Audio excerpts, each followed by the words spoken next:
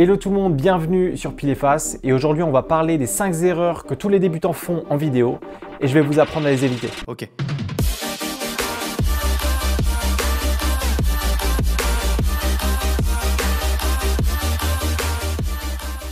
Et oui, j'ai déménagé, j'habite maintenant au Canada et plus précisément à Montréal. Si tu connais pas, je te mets un extrait de 5 secondes. Obligé d'attendre 15 minutes que mon char réchauffe, juste pour pouvoir ouvrir la porte, câlisse. Évidemment, c'est beaucoup plus intéressant que ça, mais c'est pas le sujet de la vidéo là une fois. Putain, c'est belge. Ah, j'arrive pas à le faire. Alors les 5 erreurs qu'on va parler aujourd'hui, tout le monde les a faites, moi y compris, et j'aurais bien aimé les connaître dès le début, ça m'aurait sauvé pas mal de projets et surtout j'aurais progressé beaucoup plus vite. Alors la première erreur que pas mal de gens font, c'est d'acheter une caméra bas de gamme parce que tu débutes. Je dis pas non plus qu'il faut acheter une caméra à 1500 balles, sauf si t'es blindé, mais si tu penses que la photo ou la vidéo est un domaine dans lequel tu vas t'investir, que ça soit pour des projets perso, comme des voyages ou des vlogs, ou même des projets pro, tu dois surtout pas te dire oui je débute, je vais prendre un matériel bas de gamme et si ça marche, j'investirai un peu plus. Si tu veux de la qualité et avoir un bon rendu, pas le choix, il te faut du bon matériel. La bonne nouvelle pour toi, c'est qu'en 2020, il existe du matos plutôt quali autour de 500 € et crois-moi dans la vidéo, c'est pas si cher, surtout quand tu sais combien on dépense dans ces merdes-là.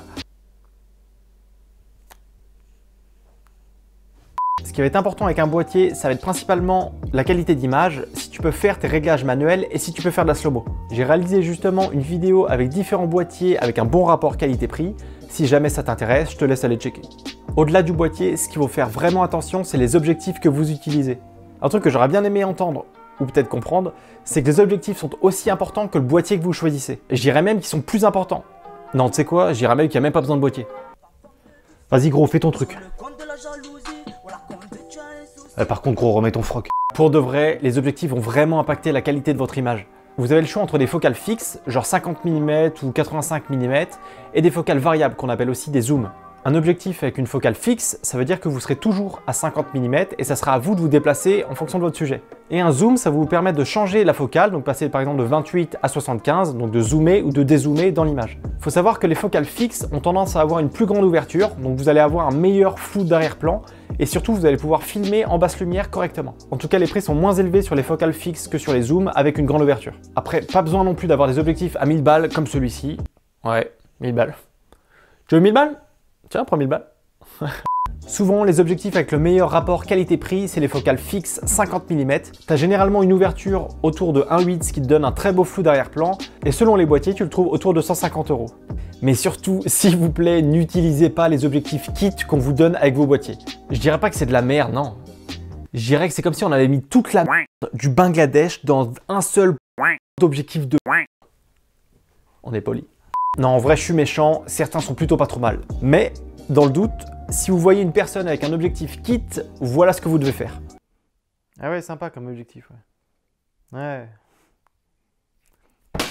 C'est de la merde, gros. C'est de la grosse merde, ça. Putain, casse-toi. Il est clair que la plus grande erreur, c'est de négliger l'investissement de base en se disant que ça passe, surtout si tu veux un rendu cinématique ou un rendu pro. Et on passe tout de suite à la deuxième erreur, qui est de ne pas assez connaître son matériel. Pour le tester, c'est bien, mais aller sur des projets sans connaître vraiment ton matériel, c'est une erreur. Pourquoi? Parce qu'il est hyper important de connaître ses capacités de son appareil, mais surtout ses limites. Ça permet d'éviter d'aller filmer un grand club de Ligue 1 et de niquer la moitié de tes plans parce que t'es un cassos et que t'as pas regardé les réglages de ton appareil, donc t'as niqué la moitié de tes plans parce que t'es une merde et en plus t'étais doté. En vrai, c'est hyper important de connaître les limites et les capacités de votre appareil et je dirais même que c'est primordial. J'entends par là quelques paramètres comme par exemple l'ISO, savoir à combien votre boîtier peut monter jusqu'à qu'il y ait du grain à l'image. Les slow-mo aussi, il faut savoir que plus vous faites des gros ralentis, plus l'image va se dégrader et plus vous allez avoir besoin de lumière pour éclairer votre sujet. On parle de connaître son boîtier, mais on peut aussi parler de connaître ses accessoires, notamment son gimbal. Hyper important de connaître ses réglages, mais aussi ses limites pour ne pas être surpris quand tu es en train de filmer. Bref, tu l'auras compris, connais ton matériel et tu te connaîtras toi-même. Ça, c'est de la citation, frérot. Troisième erreur, mal choisir son nombre d'images par seconde. La plupart d'entre vous, et moi aussi je l'ai fait, on ne regarde pas vraiment le nombre d'images par seconde à laquelle on filme. Le nombre d'images par seconde, c'est ce qui va te permettre de soit avoir un rendu réel à 25 images par seconde, soit faire de la slow motion à par exemple 60 ou 90 images par seconde. Souvent, quand on débute, notre caméra est programmée à 30 images par seconde et c'est pas bon. Je vais t'expliquer pourquoi. En gros, pour avoir un rendu cinématique, il faut que ta caméra filme en 25 images par seconde.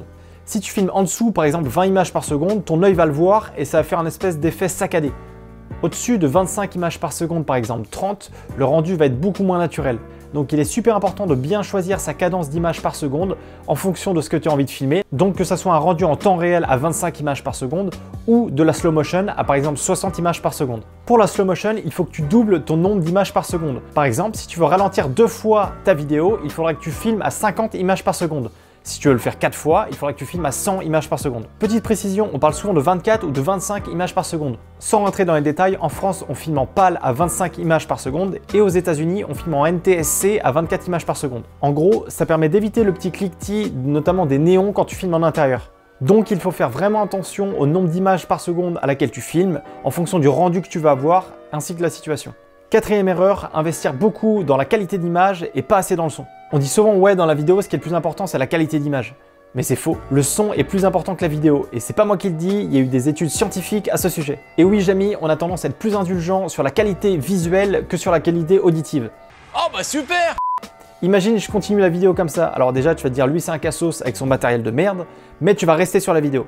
Alors que si je continue la vidéo comme ça, tu vas très vite voir que c'est assez chiant, tu vas plisser les yeux et tu vas te barrer de cette putain de chaîne de merde.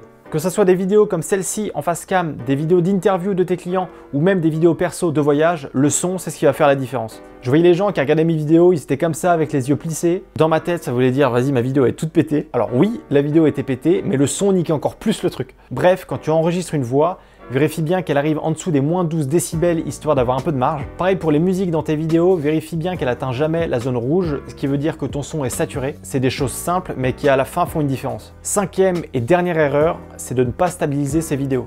Bah oui, la différence entre une vidéo filmée à la main et une vidéo filmée avec un stabilisateur, c'est ce qui va faire toute la différence. Surtout si tu vas avoir un rendu un minimum cinématique, c'est... En plus, tu peux être hyper créatif dans le fait de stabiliser tes plans. Tu peux utiliser un trépied avec une table, un trépied avec des pots de banane. Tu peux utiliser la lanière aussi de ton appareil photo. Tu as aussi les gimbals mécaniques qui vont pas te coûter très cher et qui vont te permettre d'avoir des plans plutôt cinématiques. Mais le mieux dans tout ça, c'est d'avoir un stabilisateur électronique. J'ai fait une vidéo sur pour moi le meilleur stabilisateur électronique actuellement. Si ça vous intéresse, je vous mets les liens juste au-dessus et dans la description.